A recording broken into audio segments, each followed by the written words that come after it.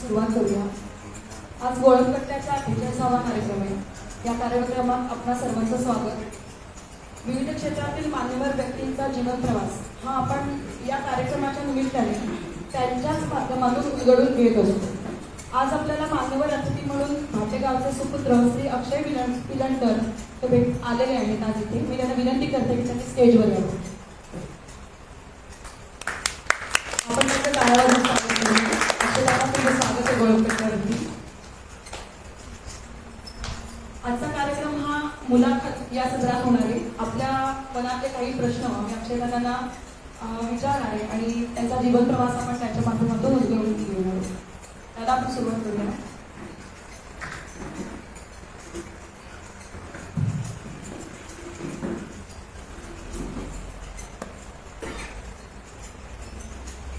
दादा, प्रत्येकाच्या आयुष्यात त्याच्या बालपणाचा खूप महत्त्वाचा भाग असतो. तर आपण सुरुवात तुमच्या बालपणापासूनच करूया. तुमचं बालपण आणि तुमचं शिक्षण कुठे झालं आणि कसं गेलं बालपण तुमचं, त्याविषयी थोडं सांगा. जन्म फाट्यात झाला आणि लहानपणापासून म्हणजे शिक्षण फाट्या स्कूलला झालं आणि पुढे कॉलेजला प्रत्येक कॉलेजला पुढचं कॉलेज पूर्ण केलं. आणि लहानपणापासून बाबांबरोबर जायचं. म्हणजे बाबा आमच्या घरच्या कारखाना तिसरी पिढी आमची या कॉलेज. मी बाबांच्या पुढ्यातच असायचो. लहान बाबा जसे गणपती करायचे तसे मी छोटे छोटे बनवायचो. आणि लहान असल्यापासून बाबांच्या मांडीवरच बसून असायचो गणपती करायचं. तेव्हापासून ती आवड निर्माण होती. त्याच्यासाठीचं काही ट्रेनिंग किंवा शिक्षण असं खास तुम्हाला घ्यावं लागतं? नाही, ट्रेनिंग असं नाही. बाबांकडे बघून शिकतो. बाबांनी पण मला सांगितलं की तुझ्या आवडीने तू या क्षेत्रात ये, की माझा तुझ्या जबरदस्ती वगैरे काय असं येणार. पण तसंच बघून कधी हात धरून शिकवलं नाही बाबांना मला. पहिल्या सुरुवातीला छोटी मोठी कामं, थोडं पेंटिंग करणं किंवा काय करणं. गणपतीच्या या ह्याच्यात सगळ्यात महत्वाचं काम कोणतं मानलं जातं? सुरुवात म्हणजे आमच्याकडे हाती गणपतीचं काम जास्त असतं. कागदाचा वापर कमी असतो. त्यामुळे जसं म्हणजे बारीक जसं म्हणजे फोटो आणून देतात आमच्याकडे, त्याप्रमाणे मूर्त्या बनवतो. पण आता मुलं जर तुम्ही सीझनच्या वेळेला बरोबर तुमच्याकडे हेल्पर असतील तर त्या हेल्परवरती तुम्ही कुठचं काम टाकता आणि मेन व्यक्ती जो आहे त्याचं कुठचं काम करतो?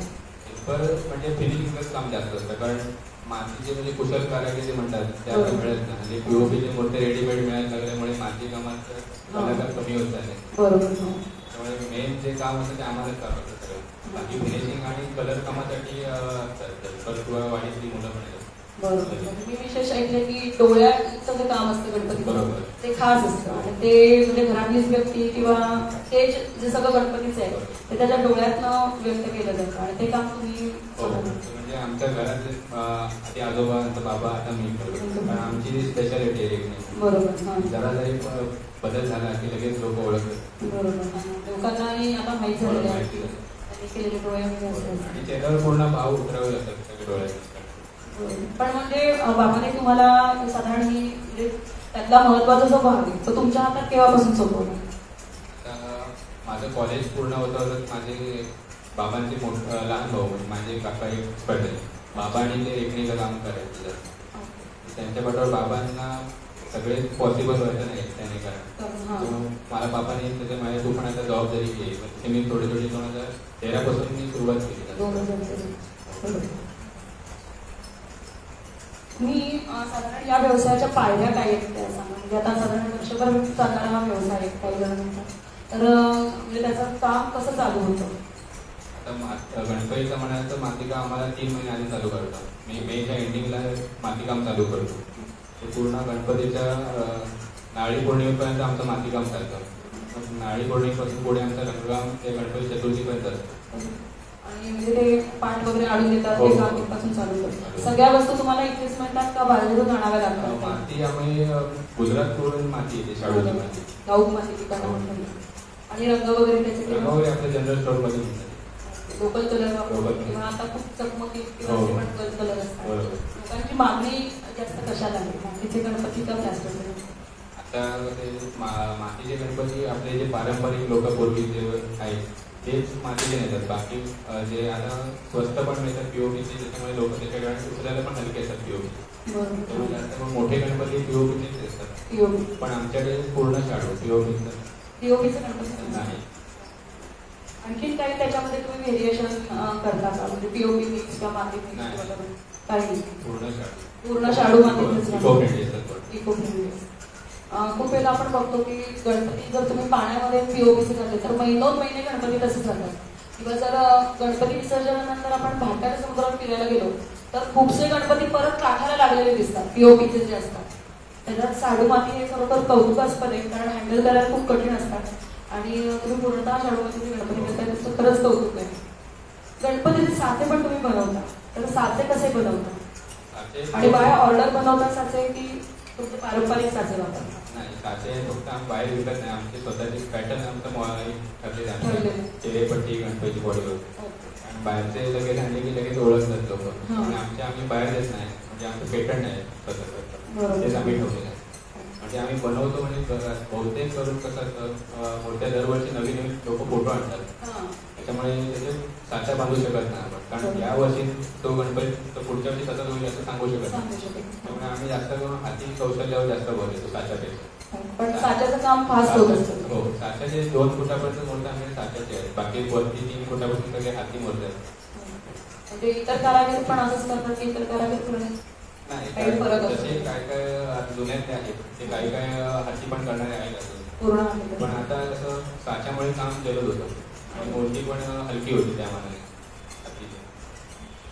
आता तुमची एक विशिष्ट वेगळी अशी कला आहे ती म्हणजे दाखवलेलं आहे त्यांनी नारळ आणलेलं आहे सांगतात. नारळावरती आपण कारवी करता बरोबर आहे, कोरीव काम करता. तर या कलेविषयी सांगा, या कलेविषयी तुम्ही कसे बनता? एकदा म्हणजे माझ्या आजोबांनी 1932 साली हरिविनायक दगडामध्ये पडला. माझ्या आजोबा जनार्दन भिकारी किरणकर आणि त्यांचे बंधुमित्र त्यांच्या भिकारी वाटलं, या दोघांनी पडलं. त्यांची प्रेरणा घेऊन बाबांनी नारळावरती बाबा म्हणजे पूर्वी असे शिंपल्यांवर वगैरे कोरवायचे शंखावरती वगैरे. पण आमच्या भाट्यात 2005ला पर्यटन महोत्सव होता. आमच्या भाटे नारळ संशोधन केंद्राचा स्टॉल होता तिथे. नागवेकर सर म्हणून होते तिथे. त्यांनी सांगितलं बाबा की आम्हाला अशी तुमचे काही कलाकृती द्यायसाठी. त्या बाबांच्या डोक्यात अशी आयडिया आली की आपण नारळावरती असं कोरूया. तेव्हापासून सुरुवात झाली आहे नारळाची. ते अजूनपर्यंत चालूच आहे. हे पण काम पूर्ण 12 महिने असतं? नाही, हे फक्त माझं काम आता नवरात्रीचं काम झालं. आता हे माझं जानेवारीपर्यंत झालं काम. त्यानंतर परत मागे गणपती येतात त्यांच्यावर ते फेब्रुवारीपासून पुन्हा येते मे पर्यंत हे काम सीझनल असतं सगळं. वर्षभर सगळं चालू असतं मला काय. गणपती नारळावरती फक्त गणपती किंवा असंच कोरता की सगळे ऑर्डर असतात तसे. आता लग्नाची नावं सुद्धा पण नारळावर करून गिफ्ट आर्टिकल म्हणून लोक त्याच्याकडे बघतात. गिफ्ट म्हणून जास्त जातात ते पूजेला वगैरे लावण्यात नाही. बरोबर. आणि वेगवेगळ्या मूर्त्या असतात म्हणजे देवतांच्या वगैरे किंवा अशी ऑर्डर असतात. तुम्ही म्हणजे त्याची साधारण प्रोसिजर काय नारळ वगैरे कसं निघालं? नारळ संशोधन केंद्रातून त्या नारळ शोधून आणलं त्याला साल गुळगुळीत लागते पण त्याचे सोडत बघून घ्यावं लागतं. विशिष्ट जातीचं नारळ निवडतात? बाणवली जातीचे जास्त. आणखीन म्हणजे साईज त्याचा मोठा असावा लागतो. साईज आता कसं नारळामध्ये रोग येतात त्यामुळे साईज पण कमी होतं. आम्हाला जसं बसेल त्याच्या ऑर्डर प्रमाणे तसं मग निवडून आणावे लागतात. आणि कुठे कुठे विकता मार्केट यासाठी तुम्हाला कसं उपलब्ध होतं? आता मार्केटपेक्षा लोकांना माहिती झालं. माझे जास्त करून बँक आणि कस्टम ऑफिसच्या वगैरे जास्त ऑर्डर असतात. बँकांमध्ये कार्यक्रम वगैरे असतात ते भेट देण्यासाठी हे होतात आणि बाहेरून पर्यटक येतात. गणपतीपर्यंत हॉटेल्स वगैरे ठेवली जातात लोक न्यायला पण येतात. किंवा माझं फेसबुक किंवा इंस्टाग्रामवर असे पेज आहेत त्याच्यावर पण ऑर्डर येतात म्हणजे कुठल्या देतो. मागणी तसा पुरवठा त्याच्याप्रमाणे मी हे करू त्याच्यासाठी तुम्हाला नारळ बोर्डाचं सहाय्य लागतं. तर नारळ बोर्ड तुमच्यासाठी काय करतात तुम्हाला कशी मदत करतात? नारळ बोर्डाकडून सहाय्य असं होत नाही. फक्त त्यांचे 3 वर्षांनी स्पर्धा असतात म्हणजे कलाकार किंवा शास्त्रज्ञ त्याच्यामध्ये शेतकरी ते माडावर चढणारे हे असतात मजूर त्यांच्यासाठी पण त्याच्यात स्पर्धा असते. दर 3 वर्षांनी त्यांचे राष्ट्रीय पुरस्कारांचे म्हणजे नॉमिनेशन असतं त्याची म्हणजे बाबांचं 2010ला माझ्या काकीनेच हे केलं होतं म्हणजे पेपरला वाचलं होतं. तेव्हा पण बाबांचं असं दिलं होतं आणि काही सगळं प्रोसिजर करून ते दिलं होतं तेव्हा बाबांना मिळालं होतं. माझ्याकडे पण तसंच झालं. भर पावसातून माझे काका आणि काकी तो नॉमिनेशन करून ठाण्याला जायचं होतं. ठाण्यातून ते मग केरळला जाणार होतं. असं दोन्ही पण ते असं घाईमध्ये बोलूनच ते काय झालेले आहेत. म्हणजे तो पण वारसा आहे. वडिलांना जसं त्याचं बक्षीस मिळालं तसं तुम्हालाही त्याचं बक्षीस मिळालं. याच्यावरती आणखीन काही वेगळं करण्याची तुमची ही आहे हो नारळांवर? हो, मी म्हणजे कसं ऑर्डर येतात ना तसे मी सोडत नाही घेतो, कारण मला पण त्याच्यावर शिकायला मिळतं नवीन काही. आताच माझे चालू आहे घर भरण्यासाठी त्यांच्या मांजराचं एक नारळाचं लोगो करून कारण त्याचं मांजर एका वस्तूचं हरवलं आणि त्यांचं फ्लॅटमध्ये त्यांना ठेवायचं भेट त्यामुळे मी नवीन असे चॅलेंजिंग असतात ते मी घेत राहतो, असं म्हणजे मला पण त्यातून शिकायला मिळतं नवीन नवीन. जर नवीन कोणी शिकणार आलं तर त्याला आपण मार्गदर्शन हो घेतो, पण कसं यासाठी पेशन्स पाहिजे एका जागेपासून. मी सकाळी बसतो ते संध्या रात्री पण 12 वाजेपर्यंत पण मी काम करत असतो.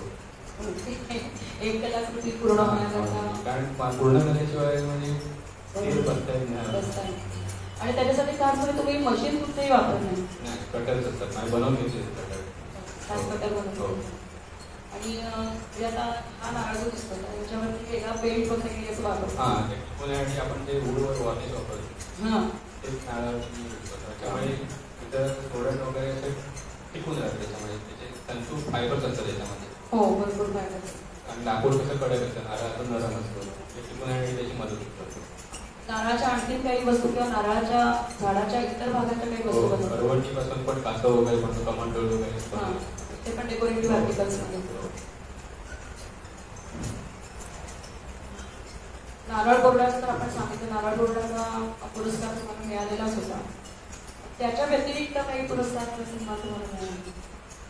कॉलेजला मी स्पर्धांमधून भाग घ्यायचो, युथ फेस्टिवल असेल त्याच्या मी खरं तर कॉलेज पूर्ण करणार नव्हतो, पण मला कॉलेजमधूनच करायचं सांगायचं, कारण फिल्म मॉडेलिंग वगैरे स्पर्धा असायच्या युनिव्हर्सिटीच्या, मला पार्टिसिपेट व्हायला लागलं. म्हणून त्याच्यासाठी कॉलेज पूर्णपणे MA कम्प्लीट केलं कॉलेज. त्यानिमित्ताने माझं कॉलेज त्याच्यातून मेडल वगैरे मिळायचे मला. आणि बाकी जे स्थानिक आता राष्ट्रीय पुरस्कार त्याच्यावर स्थानिक संस्था वगैरे भरपूर सत्कार वगैरे झाले. अभिनंदन तुमचं त्याच्यासाठी. तुम्ही क्ले मॉडेलिंग आता म्हटलं तर ते पुढे चालू होतं नाही? आणि चालू म्हणजे कसं माझ्या वेगवेगळे स्टॅच्यू वगैरे तेही घेतो. टॅटू त्या डॉल्स किंवा असं त्याच्यासाठी तुम्ही पूर्ण वेळ हेच करिअर निवडलंय, तर समाधानी आहात का? आणखी आर्थिक त्याची घडी कशी बसवली? समाधान पूर्ण म्हणजे माझं मी हेच त्याच्याशिवाय मी राहू शकत नाही कलेशिवाय. नोकरीमध्ये दुसऱ्या बाबांनी मध्ये सांगितलं, आजोबांनी बाबांना सांगितलं होतं की कोणाचा नको राहू नको. बाबांनी पण मला ते सांगितलं, पण एवढ्या हातात तुझ्या कला आहे, झाडाखाली बसलास माडाखाली तरी तू पोट बसलीस होता. सोपं नाही, पण तुम्ही असा निर्णय कधी केला की मी याच कलेवरती माझं जीवन? निर्णय असं म्हणजे नोकरी करण्याचा माझा विचार नव्हता, पण आता आधी असताना किंवा नोकरी एवढं शिकलाय नोकरीसाठी मी काही ट्राय असं गव्हर्नमेंटमध्येच केलं, पण बाकी असं प्रायव्हेटमध्ये वगैरे माझी कधी इच्छा नव्हती करायची. पण असं कलेच्या बाबतीत मी बाबांबरोबर जसं करायला लागलो पण मला पण त्याचा जम बसत गेला. मग मी म्हटलं की अशा नोकरीमध्ये एवढ्या आपल्याला वेळ आहे, तेवढं आपल्याला इथे उत्पन्न मिळते, तर आपण हेच आपलं करिअर नव्हतं. फक्त कसं असतं, पेशन्स पाहिजे बसून राहण्याची आणि जिद्द पाहिजे करण्याची. बाकी आपण काही करू शकतो. सोपं नाहीये कलेसाठी जेवढे पेशन्स टिकवणं सोपं नाही. तुमचं साधारण वर्षभराचं शेड्यूल काय असतं सांगा? आता माझं गणपतीचा मे पासून चालू होतं, त्यानंतर नवरात्रीचं माझे काम असतं. आता नवरात्रीनंतर घरी ते काम चालू केलं. नवरात्रीला पण देवीच्या मूर्ती वगैरे मातीच्या बनवून ते 6 फुटी येतात, पण ते पण शाडूच असतात. त्यानंतर आता हे नारळाचं काम चालू होतं. ते जानेवारीपर्यंत माझं चालू आहे. पुन्हा मागे गणपती असतात, ते झालं की मग पुन्हा नारळाचं काम येईपर्यंत चालू आहे. पूर्ण वर्षाचं नाही या कामावरती समाधानी आहात तुम्ही? आणखी काही वेगळं करायचंय? वेगळं म्हणजे याच कलेत मला अजून पुढे काय नवीन काय ट्राय करायचं. मशीनचा वापर न करण्यामागचं काही कारण आहे का खास? मशीन म्हणजे ह्याच्यामध्ये नारळामध्ये तंतू असतात, शेंबी असतात. त्यामुळे मशीन कट करताना त्याचे ते कट होत जाणार असतात. आपल्याला पाहिजे तेवढे प्रेशरने आपण हाताने कट करावं लागतं त्याला, त्यामुळे मशीन ते वापरू शकत. या कलेमध्ये येणाऱ्या लोकांसाठी काही वेगळं सांगा. एकूणच कलेमध्ये आता एवढं तुम्ही तरुण आहात, तुम्ही हे डिसिजन घेतलेलं आहे, खरं तर कौतुक करण्यासारखं आहे. कारण कला म्हणजे पेशन्स पण लागतात, आणखी इन्कमच्या दृष्टीने लोक सल्ले देतात की कलेमध्ये तुम्ही करिअर करू नका असं. तर त्या दृष्टीने तुम्ही नवीन येणाऱ्या लोकांना काय सांगा? कलेमध्ये म्हणजे इन्कमचा प्रश्न पुढचाच राहिला, पण आधी आपल्याला त्याच्यात आपल्याला मनापासून इच्छा पाहिजे कलेमध्ये. फोर्सफुली नाही करू शकत. किंवा आपण म्हणतो तुम्ही सक्सेसफुल होईल की नाही, तर असा हा विचार आधीच करून चालत नाही. आपण जसं करत जातो त्याच्यावर पुढे आपल्या स्वतःला कॉन्फिडन्स जातो. बरोबर. करावं कलेमध्ये करिअर. मी सांगतो मुलांना पण येऊन शिका. आपण कसं मुलं 7-8 दिवस बसतात नंतर कंटाळतात. कारण ती फोर्सफुली पालकांनी पाठवलेली असतात. आणि त्याच्यामुळे मुलांना पॅकेज जास्त पाहिजे. सुरुवातीला पॅकेज जास्त. याच्यात कसं नफा तोटा प्रत्येक क्षेत्रात आहे. पण आपण तोट्याचा विचार करायचा नाही. नफ्याचा म्हणजे आपल्याला आपला भाग काय नाही त्याच्यात आपण चालू ठेवायचा. फायद्याचा पुढची बाजू पुढे असते. पण कलेतून ह्या जे समाधान मिळतं ते कुठे नोकरीच नाही.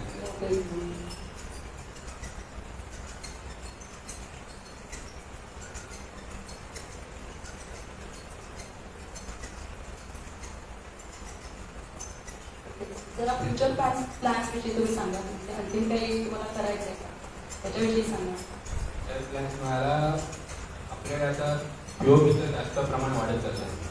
जसे आपण पेनवरून गणपती आपले पीओपीचे आपल्या रत्नागिरी पूर्ण महाराष्ट्रात होतात, तसंच आपले मातीचे गणपती पण मला आमच्या रत्नागिरी सगळ्यांना कलाकारांना एकत्र करून असं ग्रुप करून आमचा माझा मित्र एक आहे त्याचा धरून आम्ही असं विचार करतो की आपण कसे मातीचे गणपती जसे पीओपीचे आणतात तसे आपण मातीचे आपण बाहेर हे करूया. जसे माझे विचार चालू आहेत. पण त्याच्यासाठी मॅन पॉवर पाहिजे. आणि या कलेकडे वळत नाही कोण जास्त करून मातीला.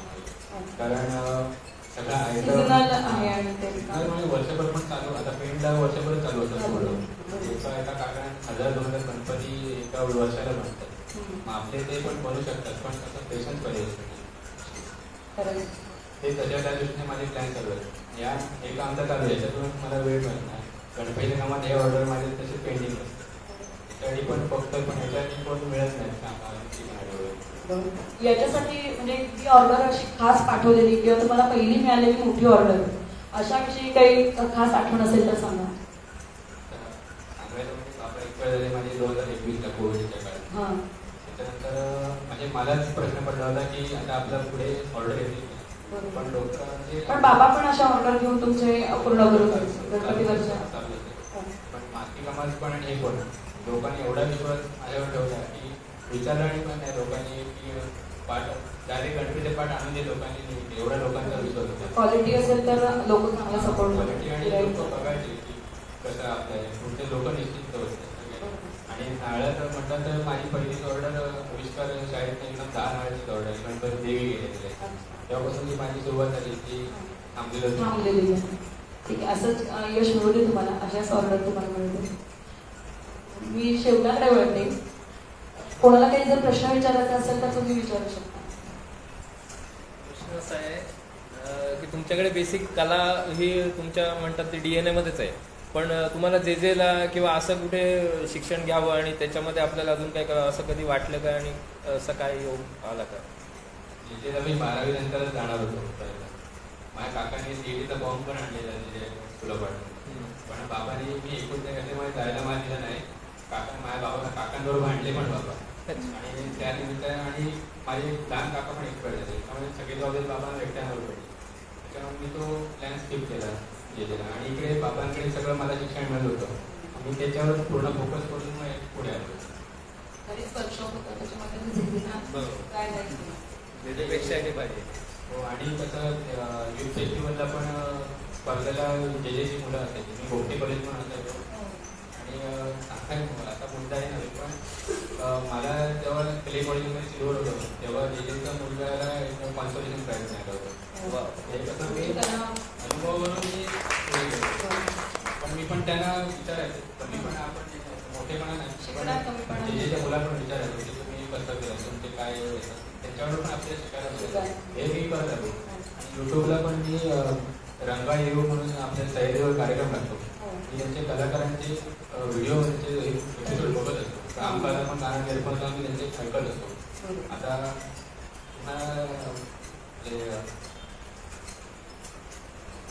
राम तरंग वगैरे मूर्तिकार दीनानाथ वेलिंग वगैरे त्यांचे पण आदर्श घेणारे जेजेचे स्टुडंट होते पूर्वी. तर त्यांनी आता आर्मीच्या म्हणजे स्ट्रक्चर बांधतात पूर्ण मोठमोठ्या मूर्त्यांचं हां. ते पूर्ण इथे जेजीस्टोर अपार्टमध्ये वगैरे शिकवलं जातं कसं बांधायचं तेव्हापासून त्यांची सुरुवात होती पूर्ण मॉडेल बनवायचं. हे पूर्वी ते वेलिंग वगैरे मूर्तिकार होते त्यांच्याकडे पूर्वी एवढं शिक्षण वगैरे नसताना त्यांनी ते पूर्ण स्ट्रक्चर बांधायचे रस्त्यावरती स्टेज करून वगैरे हे ते जेजी स्कूल अपार्टमधून शिकायला त्यांच्याकडे पाठवलं मुलं विद्यार्थ्यांना. हे मी त्या व्हिडिओमधून सगळं शिकत होतो आणि मी पण त्यातनं शिकत होतो थोडं थोडं.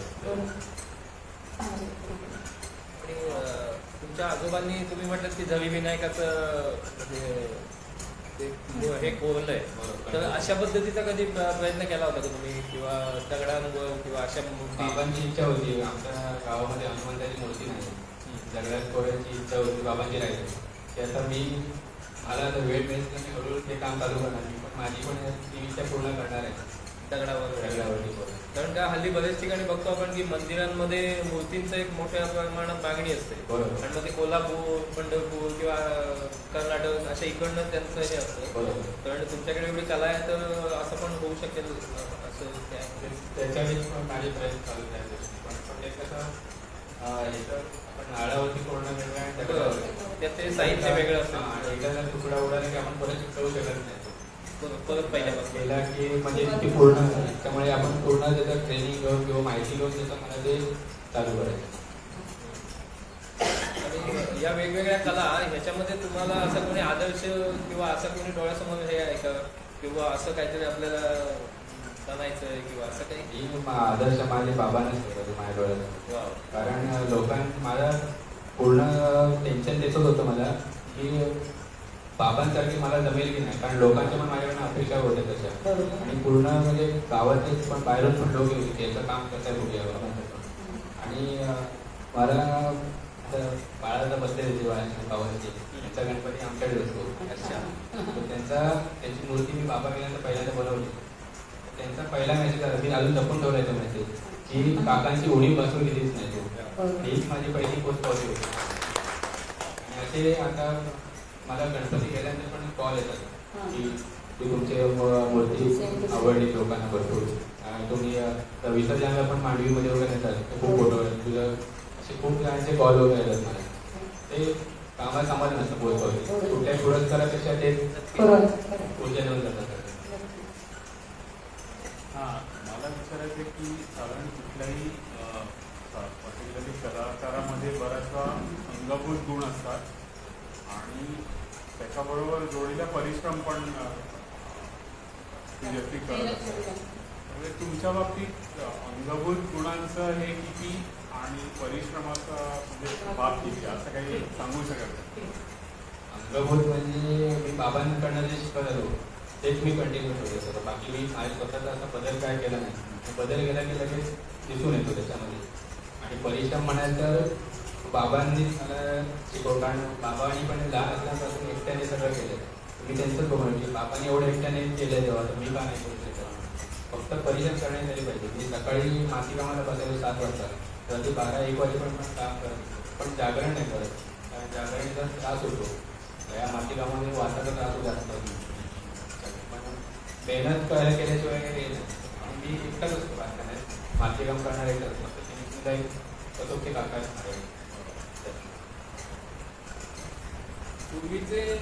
पूर्वीचे गणपती म्हणजे तुम्ही वडिलांपासून जे बघत आले असाल आणि आत्ताचे गणपती याच्यामध्ये काही तुम्हाला फरक जाणवतो किंवा कलांमध्ये किंवा लोकांच्या मागणीमध्ये म्हणजे काय जाणवतं तुम्हाला? आता इंस्टाग्रामवरती ते पेंटचे जे गणपती नवीन मॉडेल येतात आणि सजावट वगैरे हिऱ्यांचे वगैरे त्याचं पूर्णपणे रूप बदलून गेलेलं आहे गणपतीचं. पण आमच्याकडे असे आहेत काय पाहतो की हिरे पण लावायला देत नाही गणपती. आमचे गणपती मूर्ती तशी पारंपरिक पाहिजे आणि आम्ही पण तेच जपलं आहे की पारंपरिकपणा गणपती दाखवा. मॉडर्न म्हणजे नवीन हे आत्मसात करावं चांगलं आहे पण आपण मूर्ती आपण पूजेला लावतो त्याचं आपण पूर्ण त्याचं हे जपलं पाहिजे मूर्तीचं पावित्र्य. पूर्वी कसे गणपती बावली गणपती किंवा देखावे वगैरे त्याला प्रमाण कमी आलंय पण जी पूर्वीची लोक हौशी आहेत ती अजून पण आहेत आमच्याकडे.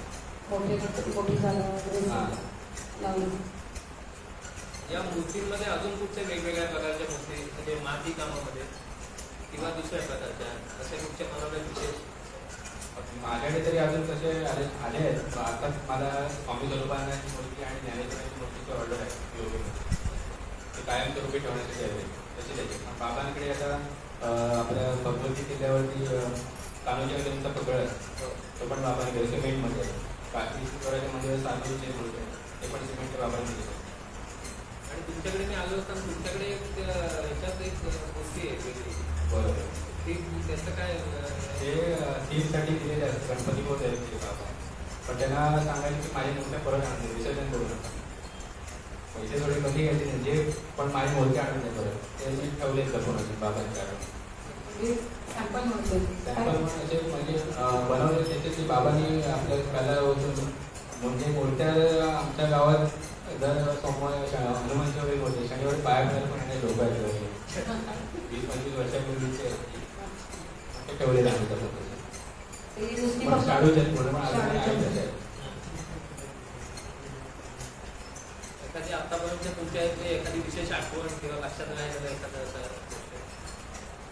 म्हणजे या कलेच्या बाबतीत आठवण म्हणजे मी सगळे बाबांचं जसं असं तेच मी लक्षात ठेवलेलं आहे. बाकी असं म्हणजे वेगळं असं काही अनुभव, एखादा असा अनुभव आलेला किंवा लोकांचा किंवा तुम्हाला एखादी प्रेरणा देणारा असा काही लक्षात राहिलेला असा तो गोड कडू कसलाही कडू अशी कमी आहेत असं नाही. पण कसं थोडं लोकांची जी प्रतिक्रिया असतात त्या रिस्पॉन्सिव्ह तर आम्हाला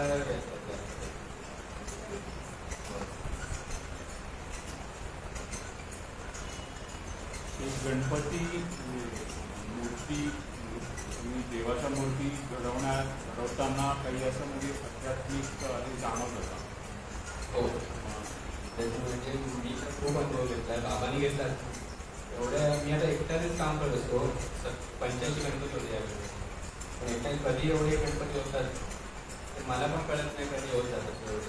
आणि हाती जास्त असतात. आता नवरात्रीचं पण गणपती अनंत चतुर्थीनंतर 15 दिवस असतात आणि अष्टभुजा एक असतात, 2 6 फुटाच्या आणि बाकी 4 फुटाचे. त्या पण कधी होतात हे समजत नाही. थकवा अजिबात नाही. पण हे सगळं काम झालं की मग थकवा जाणार. पण ते काम आपलं चालू असताना अजिबात काय आजारी पण हा पण प्रकार नसेल. देवीच्या मूर्ती वगैरे पण तुम्ही हातीच सगळ्या पूर्ण आधी सगळं, कारण एवढी मोठी साठा ठेवू शकत नाही आणि हँडल करायला पण माणसं पाहिजे. आणि हाती कसं आपली पण प्रॅक्टिस होतात तेवढा हातात बरोबर.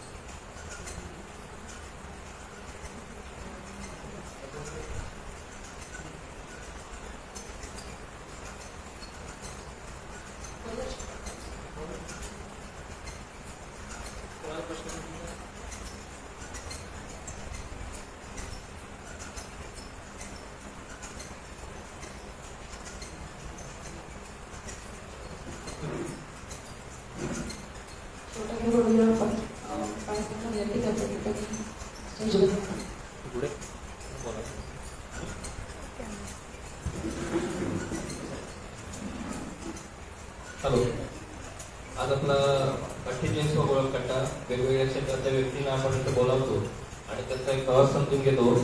आज आपल्याला मान्यवर म्हणून लागलेत अक्षय पिलणकर, आपल्या भाटेगावचेच आहेत. आतापर्यंत आपण जर कार्यक्रम बघितले असले तर मला वाटतं सगळ्यात यंगेस्ट असे आपले मान्यवर आहेत. पण त्याच्या मागचे एक आज हे बोलावण्याची एक वेगळी ही आहे त्याच्यामध्ये भावना. कारण हल्ली असं आहे की हल्ली माणसं शिकतात, मुलं शिकतात, तुम्ही काहीतरी नोकरी बघा, इंजिनियर व्हा, डॉक्टर व्हा आणि आपलं करिअर करा. मात्र असं एक व्यक्तिमत्व की जे म्हणते की नाही, पूर्ण वेळ कला हेच माझं करिअर आहे. तर त्याच्यामुळे हा एक नवीन पिढीसमोर एक आदर्श निर्माण व्हावा की तुम्ही एक कला शिका आणि कला हे तुमचं करिअर होऊ शकतं. हे थोडंसं एस्टॅब्लिश करण्यासाठीच आज तुम्हाला बोलवलं आहे खरं म्हणाल की यातनं प्रत्येक कार्यक्रमातनं लोकांना प्रेरणा मिळावी हाच उद्देश असतो. पण आजचं तुमचं एक वेगळं हे आहे की कला कुठची घ्या आणि त्यातनं करिअर आपलं बनवू शकता. आणि आज मी बनवतोय हे तुम्ही सांगताय की हे मुलांकडून नवीन भावी पिढ्या ज्या आहेत आता या शिक्षणाच्या मागे चालल्याने 24 तास शिकलं तरी आपण कमीच आहेत नाही, अजून मार्क कसे मिळतील याच्याकडे चाललंय. तर हे कुठेतरी दृष्टी बदलावी थोडीशी असा त्याचा उद्देश होता. मी एक छोटासा आपण सत्कार करूया. मी मुलींना विनंती करतो की त्यांनी व्यासपीठावर जावं.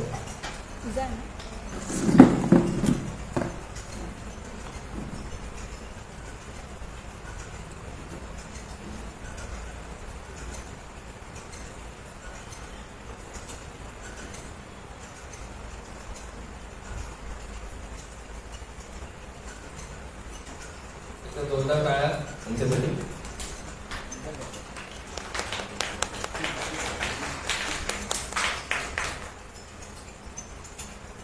नारळाचा उपयोग झाला तर मला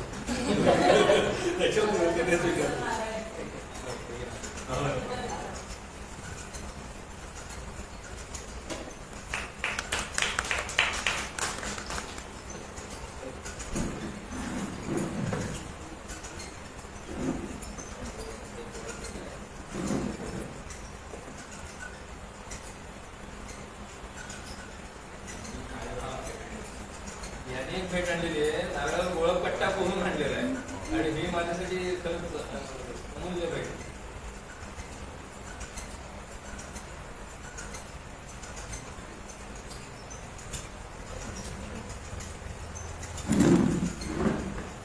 सगळ्यांना विनंती की आपण एक ग्रुप फोटो फक्त काढूया आणि पुढील महिन्याच्या 3ऱ्या शनिवारी एका वेगळ्या व्यक्तीबरोबर पुन्हा एकदा भेटूया आपण. कार्यक्रम आता फेसबुक लाईव्ह आहे आणि हल्ली काय झालंय की आपल्याकडे उपस्थिती नाही, मी पण आता लाईव्ह बघेन असं थोडासा ट्रेंड झालाय. कारण तर ती सोय आमच्या लोकांसाठी आहे, पण त्याचा लोक काही गैरफायदा घ्यायला लागलेले की आम्ही आता लाईव्ह बघूया असं. सगळ्यांना विनंती की जरा एक आपण ग्रुप फोटो घेऊ.